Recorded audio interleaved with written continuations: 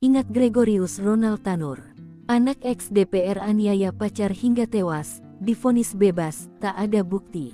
Gregorius Ronald Tanur 31 divonis bebas dalam kasus penganiayaan hingga menewaskan pacarnya berinisial DSA, 29. Majelis Hakim Pengadilan Negeri PN Surabaya menyatakan Ronald tidak terbukti secara sah dan meyakinkan bersalah melakukan penganiayaan hingga menewaskan korban. Hakim menyatakan tidak ada bukti yang cukup untuk menguatkan dakwaan jaksa penuntut umum terhadap Ronald. Sidang telah mempertimbangkan dengan seksama dan tidak menemukan bukti yang meyakinkan bahwa terdakwa bersalah seperti yang didakwa, kata Ketua Majelis Hakim saat membacakan amar putusan, Rabu, tanggal 24 Juli tahun 2024. Mendengar vonis tersebut, Ronald langsung menangis.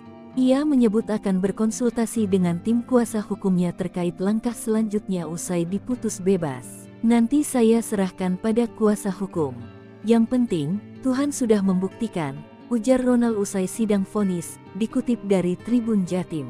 Dalam kasus ini, jaksa penuntut umum menuntut Ronald dijatuhi hukuman 12 tahun penjara. Anak ex-anggota DPR dari Partai Kebangkitan Bangsa PKB Edward Tanur tersebut dianggap jaksa telah melanggar pasal 388 KUHP tentang pembunuhan. Selain hukuman badan, jaksa juga menuntut Ronald untuk membayar restitusi kepada ahli waris korban sebesar Rp263 juta subsidiar kurungan 6 bulan penjara. Gregorius Ronald Tanur terjerat hukum usai diduga menganiaya DSA yang merupakan orang tua tunggal, hingga tewas. Peristiwa dugaan penganiayaan itu terjadi saat korban dan pelaku berada di sebuah tempat hiburan di Jalan Maijen Jonosuwojo, Surabaya, Jawa Timur, Rabu, tanggal 4 Oktober tahun 2023. Kejadian tersebut bermula saat Ronald, korban, dan teman-temannya berpesta dan berkaraoke di Black Hole KTV, Surabaya. Di tempat tersebut,